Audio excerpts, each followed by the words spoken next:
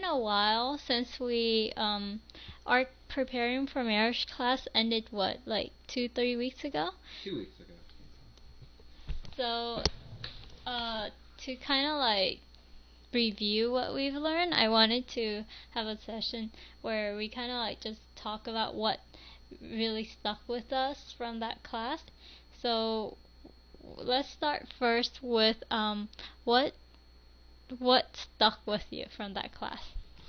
Well, I mean, it was a 6 weeks course, and we met once a week, and each class there was a particular topic that we talked about, and I think what really stuck with me is probably love language and apologetic languages, which is how your partner or how you apologize for your mistake, and seeing and using that, you can figure out how you can let your partner know how they should apologize to you so that you're more willing to forgive them.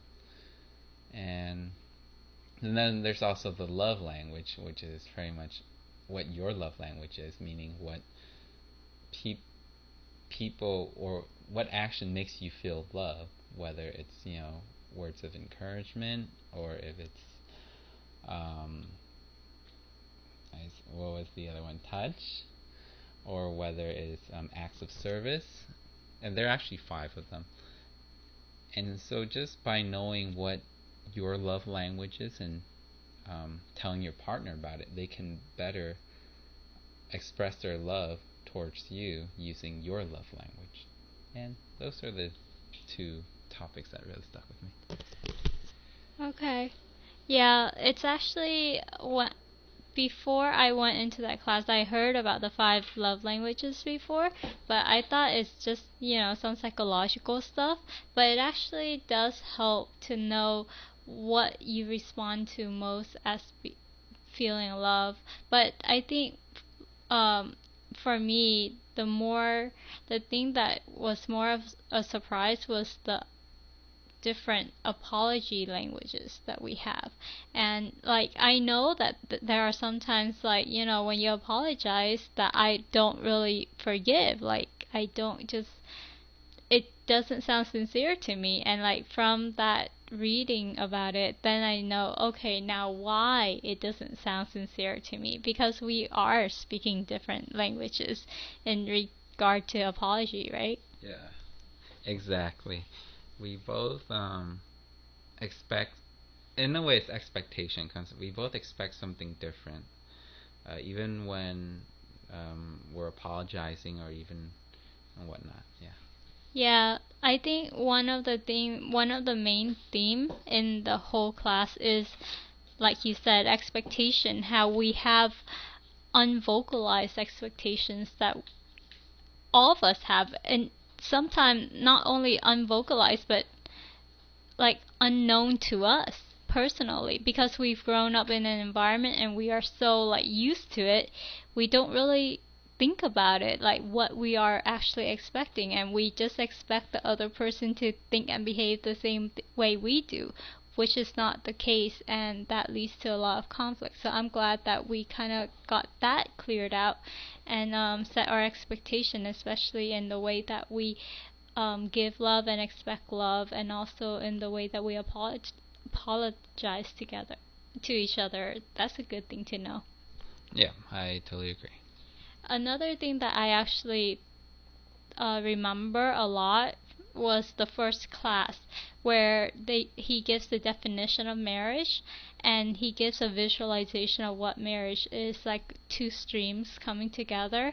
And at first there's a lot of turbulence, but later on, when stuff are resolved, it actually is like one very strong stream, and bigger and wider and deeper. I thought that really helped me visualize what marriage can be like, because I think before I was afraid, because I see a lot of couples in the turbulent area, but I've never seen them getting past that point and going and having a deep relationship. So I think that definition really, really stuck with me through the whole class. Cool. Yeah. I wasn't there for the first class, so no comment. Oh, right. That's true. So how about finances? Do you understand anything else? Not really. I mean, we've been pretty much doing that, so financially we're okay. Just our income's low. That's all. I mean, And you're the person in debt. well, we may do. It's not like we're getting into more debt by credit card bills or whatnot, which is one of the big things. I mean, naturally we were able to figure that out early, and even build credit too. So. Yeah.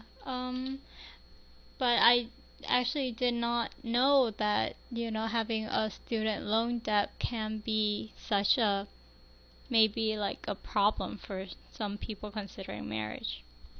Yeah. One of the thing was, well, the other thing I didn't think about was, getting into debt for because of the wedding. I mean, wedding's one day, and it's just a wedding, and by spending too much money and putting yourself in debt, during your wedding, it's gonna be bad for your marriage later on, especially if you can't pay off that debt and it keeps accumulating. Oh yeah, I actually in that class, one thing that kind of like stuck out to me was, okay, that class is telling us don't get into debt for marriage, for the wedding, like you said. But then, like, previously, like, I was worried because I will get into debt and it's going to be a huge debt because of the wedding. And he just said, well, then tone it down. But then, Asian family and expectation, like, it's like, oh, you have to have a big wedding. It's like once in a lifetime thing. You can't like just brush it off or make it shabby or whatnot. And then there's also saving face. Like, your parents are gonna be there, the relatives and their friends are gonna be there. If you have a crappy wedding or like some homemade wedding, they're gonna like look down on you and stuff. And that was what goes in my mind. But then now I actually got a different perspective from someone who actually did a do-it-yourself wedding and did it for what, 2000? But the thing you have to know is no is they're older. Okay, they're significantly older, and for some it may be their third marriage. So by that point, it may not be such a big deal anymore. But for me, I actually, personally, even though I'm a girl, I don't really care for a big wedding. Like, all I can think about is, dude, if I have a big wedding, I'm gonna be in a lot of debt, and I rather have that money to like invest or something, Yeah. So, but then the thing is, there's my whole family problem of it, and I'm not really sure how to tone it down. But like just getting a perspective from someone that said it's okay to tone it down, that kind of like relieved me a little bit. Yeah, and the other thing was, to just talk to our parents. That's one thing we do. How much do you expect us to spend on this wedding? So if they're somewhat involved in the budget planning, maybe they themselves can tone it down too. Yeah, maybe. I mean, I think later on we will have to have this talk, but I mean, still, right now in my mind, it sounds like a scary topic to bring up to my parents. And, but maybe we can circle back. At least now we have a different perspective, right? We Well, have someone else to reference for our thoughts. what I can do is I can have a printout of my school loan and like, hey, this is my school loan. How much more do you want to add on? Don't do that. They might tell me not to marry you if they know how much debt you're in because of school. Well, it depends on how you look at it. We'll see when that time comes. See, one thing may be like, if never mind, forget. Okay. Another thing that I think would have helped me personally is to have that whole like revelation about closeness and space needs. because I think you've seen how I kind of latch onto that definition, like the person who has more space needs controls the relationship, and I think that is very personally true. And what we had arguments over that problem for 5 years in our dating relationship, and it's like it just started getting better within the last 2 years, right?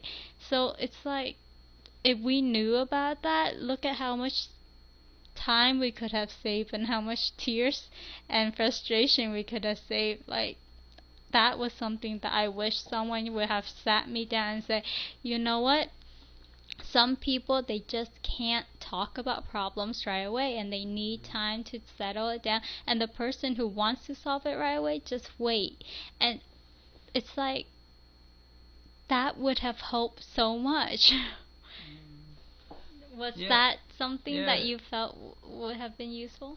Yeah, I mean, that really explained why we felt a certain way, but I think it was still healthy for us to actually experience it first, so that when we got I guess you say, an explanation to that particular type of behavior, I was like, oh yes, yeah, you can relate to it right away. 5 years of it? Better experience, I guess. No, I think like It struck more. It struck like 5 years fold. no, no. To me, it's 5 years of wasted happiness. I mean, we could have spent that time working, like basically my space needs, right? My controlling nature and my tendency to hold a grudge and to kind of just brood over things. I could have had more, like 5 more years to try to change it slowly. And maybe I would have gotten over it by now. Maybe I wouldn't have need that much space and come and resolve stuff with you sooner. You know? But I mean, now I only really have 2 years in total of like trying to change myself, trying to change my bad habit, whereas I could have had 7 in total. Okay, yeah. Anything else you wanna talk about the class that was helpful, good, bad? No, it's fine. Okay, well, if I wanted to just highlight those main things so that we remember it. So, yeah. Oh yeah, and if